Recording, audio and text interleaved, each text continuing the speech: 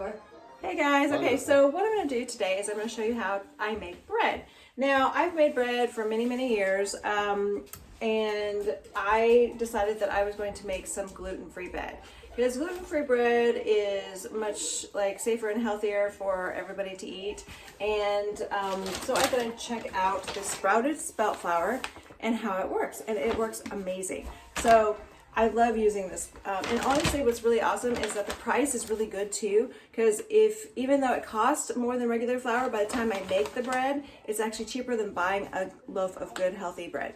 So what I'm going to do is show you that I have a couple of cups of oats in here. You can use old-fashioned or quick oats. I like to use the quick oats because it just kind of blends better with everything. And then it's pretty easy. I make bread differently than like anybody does. And this is my own recipe. Used it for years. It works great. I just take some pink salt. I take a little hand palm kind of full of salt, and then one more. Take 2 nice teaspoons of salt. You want to make sure you have plenty of salt, but not too much. Or if you don't have enough, it's going to taste very blah. You don't want that. And then you need to have some active dry baking yeast, and make sure it is actually active, like fresh. If your yeast is several months old, you might want to get fresh yeast, because if you don't, you're going to waste it all on some bread that doesn't work. So I like to take a nice couple of, as you can see, I measure very carefully, nice couple of handfuls of yeast. Most of the time I don't even use my hand, but it's actually a couple nice heavy palmfuls, like the whole full, instead of like with the salt, I have just the base kind of full. With this, it's like the whole thing. So honestly, that's just exactly the right amount. And I'm out, so I need to buy more. So I do that. And so I have the oats, the salt, the yeast, and then some sweetener. And you could probably use agave. I haven't tried agave yet, though I do use agave for a lot of things now because it's really low glycemic index. And it helps really, really with any kind of condition you may have, or it just honestly is awesome with your blood sugar and stuff. But I'm going to use honey, and I use a lot because it tastes really good and it works really well. And there's not a scientific amount, honestly. I just pour it in till it looks right and it feels right, which right there, that's about right. And so it's probably a good 1/2 cup to 3/4 of a cup of honey.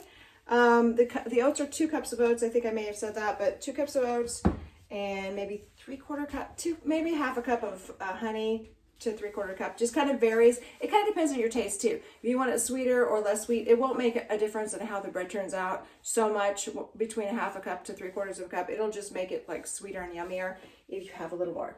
And then I use some spray these cans. Cans work best for my bread. So I just take a can that I've gotten from the store that I've bought food in, and then just taking the wrapper off, the label off, and then cleaned it up, and I spray the cans. I like different sizes. I always like this size, and this is like a really great size, and then a bunch of little ones. I say that this amount of bread makes about 3 of these loaves worth, so it lasts really, really well and very, very cost effective, because that's all the ingredients, just that. So it's just honey, yeast, oats, and salt. And then I need to pour water in there. So it's like 4 cups of water. So I just pour that in there. It's warm water. I warmed it up. And I'm just going to pour that in there. It's going to activate that yeast. And I need to grab my spoon. I'll be right back.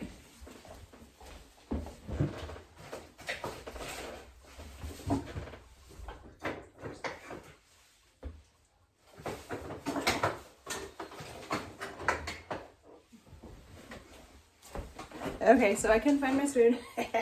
Oh, I know where it is. Hang on 1 second.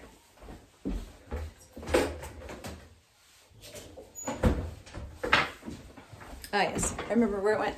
Okay, so here's my lovely handy dandy spoon. I actually love this spoon for a lot of things. It's just a little plastic, rubber kind of spoon that I bought at the Dollar Tree. And it works well for everything. It's just amazing because then it doesn't scratch pans, and also it stirs really well, and it's handy. I just love it for everything. So I just kind of stirred that all up, easy peasy. And okay, so this is where it gets really interesting too, because usually people will take their yeast and their water and they mix them before they put them in the mix. I don't. Usually they do the flour different and they let it sit and raise and they knead it and all kinds of stuff. I'm really different the way I do it, but it works really well. So I just toss some flour in there, and definitely not scientific. You're gonna have to learn the feel of it. But I would say I tossed maybe a cup and a half in right now to start. And I'm stirring it in to kind of get it to go to blend, make everything kind of blend together, stick together. It's like soupy, so that's too wet, right? So we're gonna have to use more flour. I may have just enough flour, I hope. I hope I have enough flour to make this. Okay, so that's probably a total of 2 cups in there now. I'd say stir it up. We're gonna get pretty close here with 2 cups because I don't actually get it very solid in this first go around here. Oh, it's nice. It's starting to act real nice. It acts kind of fluffy. I don't know if you can see, but it kind of has a very fluffy feel to it. If you make bread, you'll know what I mean. And it just kind of goes together real nice. See how that is? Like a nice, like heavy oatmeal type of thing. That's the consistency you want to work with right now. Now I'm going to take and pour some flour onto my surface. And I'm actually using newspaper. Some people may not like that. Don't use it if you don't want to. I use it because it's easier for me to clean up. And they used it back in the day with delivering babies to keep them all sanitized. And it worked well for them. So I'm going to do it for me. So, okay. So what I'm going to do is I'm going to pour out just a little bit to show you how I do it. I'm not going to do all of this right now because I'm just not going to make it this long of a YouTube. So, okay, so I'm pouring out a little bit now. Okay, so you see, I can't work with that. It's like soup, right? I mean, like, it's a thick one. It's kind of more like oatmeal, actually. But what I do is I coat it with flour. Maybe you can see that. Yeah, you can kind of see that. Okay, a nice heavy coating. Gotta be heavy coating. And if you want to, you can spray your hands with oil. I do sometimes, I don't always. It just depends on how I'm feeling. And then kind of pat it.